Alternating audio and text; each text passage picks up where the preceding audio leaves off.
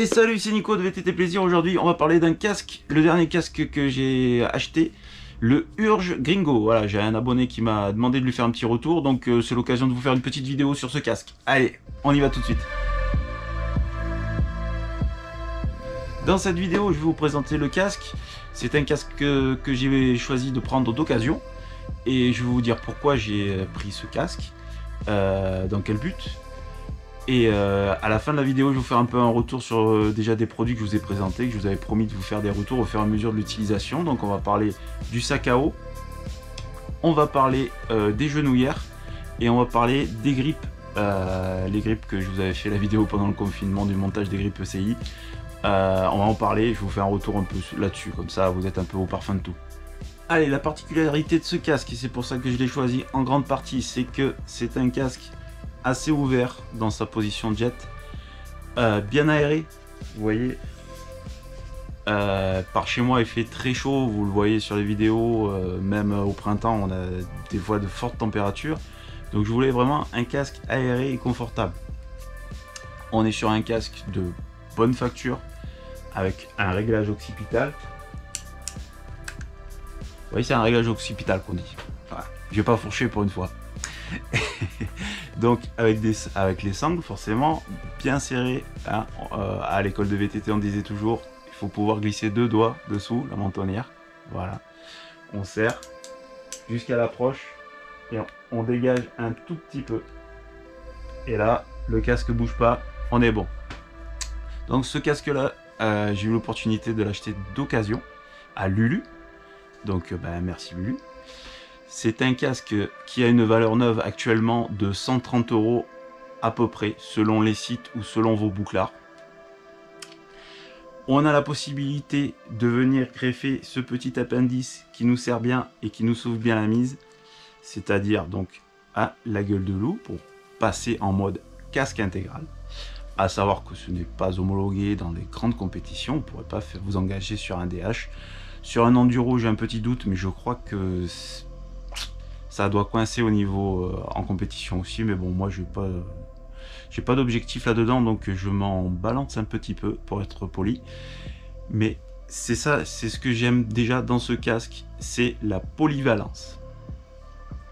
Dans sa fonction intégrale, on s'offre un petit look à la Dark Vador, bien sympa et qui n'est pas sans bien m'attirer, si vous connaissez un peu mon attirance pour ce type de film. Donc toujours bien aéré, bien protégé surtout. Vous voyez que c'est quand même un casque préparé par un youtubeur, hein, Lulu, il nous avait mis un petit support là, vous le voyez là, le support GoPro. Voilà, on se sent déjà en sécurité. Je vous avoue que je me suis pas pris exprès une boîte pour vous prouver que c'est costaud, mais bon, on a cette impression de casque de moto. Ça résonne un peu quand on parle, donc c'est normal, on est pratiquement sur un intégral.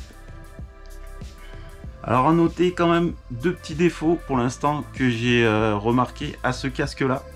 C'est déjà quand on a une poche à eau comme moi, c'est la difficulté pour boire. Alors vous allez me dire c'est normal, tu es sur un casque intégral Nico, tu peux pas demander la lune, mais il y a quelques casques qui ont fait des avancées là-dessus avec ou une ouverture. Alors on pourrait enlever la grille à la limite, mais bon c'est pas forcément le but.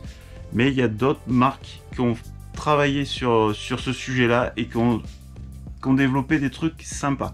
Là en l'occurrence c'est un peu ennuyant, on y arrive mais il faut un peu décaler ou comme ça ou par dessous, mais c'est un peu ennuyant.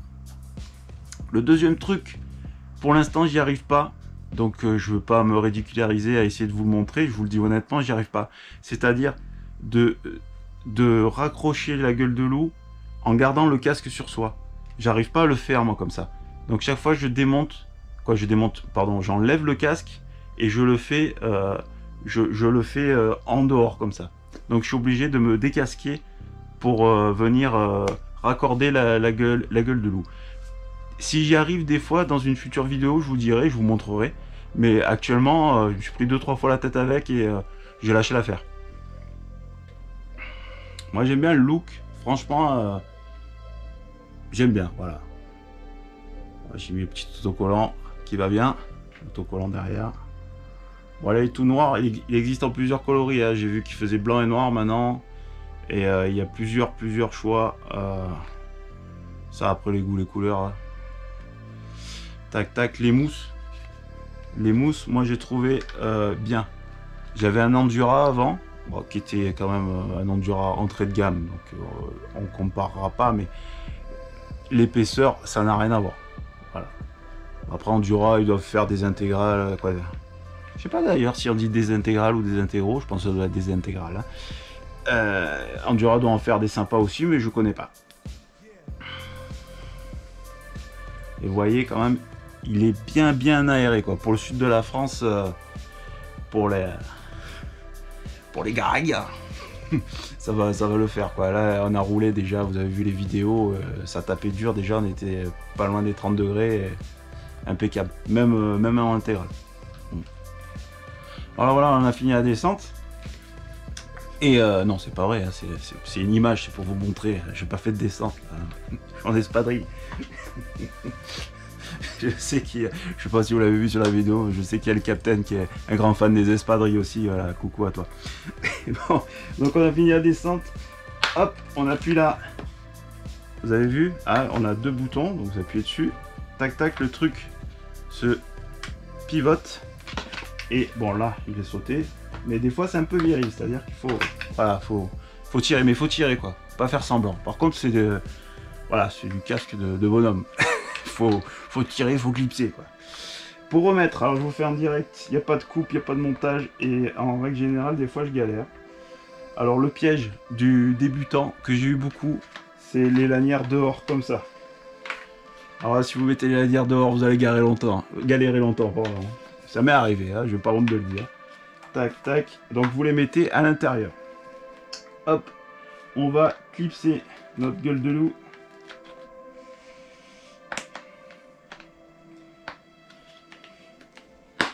Moi, ça me rappelle les casques GPA. Voilà. Que les moins de 20 ans ne doivent pas connaître sans doute. Mais on avait des casques au bol à l'époque. Et il était sorti avec les gueules de loup. Alors c'était la folie, je peux vous dire. Bon bref, voilà, ça j'ai pris 20 ans dans la gueule. Hop, et là, une fois que ça permute, vous venez clipser. Voilà. Moi je le fais de la manière gentille. Après je vais vous mettre en lien la vidéo de Lulu. En bas dans la description, vous allez voir que lui, il y a franchement, il clipsé quoi. Mais là voilà. Et là on est paré, on peut y aller, on peut retourner dans la descente. Donc un casque super connu, le Gringo est d'ailleurs une référence dans ce type de casque, hein, il est souvent nommé, c'est un casque qui est déjà à un prix attractif, je vous le répète, 130 €, donc c'est un casque qui a quand même un franc succès. Après les puristes vous diront que il est pas super bien fini, qu'il y a des petits trucs qu'ils auraient pu faire, et ça je reviens là-dessus. On a un pote qui roule avec nous, vous voyez souvent dans les vidéos aussi, qui s'appelle Bob, qui est un expert là-dedans. Et c'est vrai qu'il est un peu contre le Gringo parce qu'ils auraient pu faire mieux. Mais bon, moi je trouve toujours, quand le prix est sympa, c'est vrai que des fois, bon, bah, si c'est pas cher, c'est qu'il y a une raison. Si c'est très cher, c'est des fois aussi, c'est qu'il y a une raison. Donc moi, j'adhère ce Urge. 130 €, je vous l'ai dit. Sur le marché de l'occasion, bah, vous coupez la poire en deux. En général, c'est dans les 60-70 €. Vous pouvez peut-être le payer moins cher. Merci Lulu. Mais je pense que d'occasion, pour un casque digne de ce nom, ouais, 60-70 €, vous faites pas une mauvaise affaire. Pourquoi j'ai pris ce casque là? Ben, vous l'avez vu dans les vidéos aussi. C'est-à-dire que ma pratique évolue. J'ai des échanges de vélo. On engage de plus en plus. Ça c'est un truc que me suis rendu compte grâce à la vidéo, c'est-à-dire que bien souvent je remonte les descentes à pied pour filmer les copains, pour faire des plans fixes, et le fait de remonter ce que je descends m'a fait prendre conscience qu'on commence vraiment à descendre des trucs impressionnants et surtout pas dangereux parce qu'on maîtrise, on n'est pas des minots de 12 ans tête brûlée, mais bon.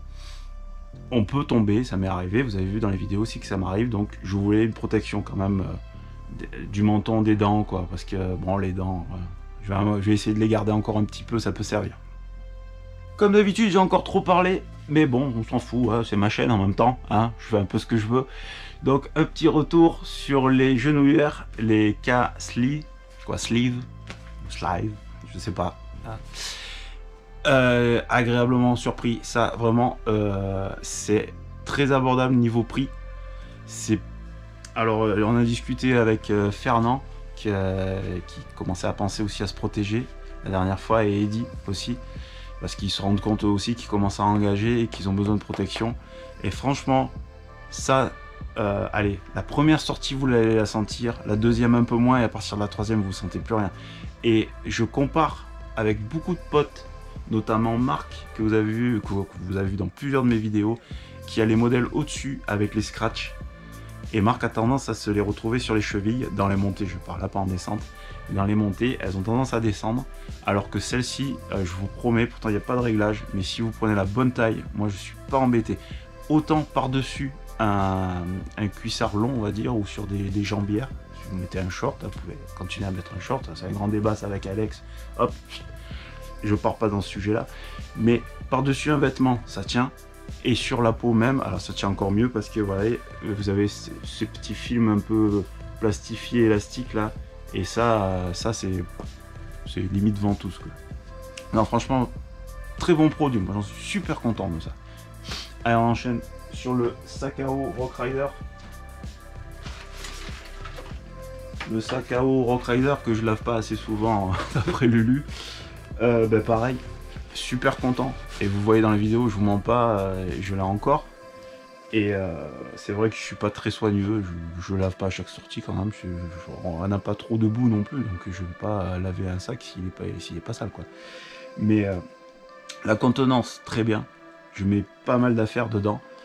Le côté imperméable, je vous avouerai que je m'en suis pas encore servi parce que ces derniers temps on a un peu roulé sous l'eau, mais pas de quoi sortir l'imperméable. La poche à eau, je rentre jamais à sec, c'est-à-dire que chaque fois que je rentre d'une sortie, j'ai toujours encore un peu d'eau. Surtout que sur le nouveau vélo, je sais pas si vous avez remarqué, mais je n'ai pas de porte-bidon. Donc là, je pars vraiment avec 2 litres de flotte, c'est tout quoi. Donc peut-être que cet été, je vais mettre un porte-bidon sur le vélo. Parce que 2 litres, je pense que ça va faire juste pour des sorties de la matinée, quoi, de genre 4 heures. Quoi. On roule peut-être pas pendant 4 heures, mais on roule bien 3 heures, 3 heures et demie. Et 2 litres, j'ai peur que ça fasse juste. Mais pour l'instant, ça va, ça se passe bien. Mais je pense que je vais rajouter un porte-bidon avec un bidon de 750. Ça me fera 2 litres 750, ça ira. Je vais frôler les 3 litres, ça gazera. Et les grippes ECI. Alors les grippes ECI, j'en suis content niveau confort. Et comme prévu, c'est fragile. Et par chez moi, vous avez vu, il y a du buisson, il y a de l'arbre qui veut traverser. Et les ECI sont fragiles. Ça, c'est malheureux à dire, mais c'est vrai. Donc, très bon grip, très bon confort, mais pas costaud. Pas costaud, fragile. Voilà.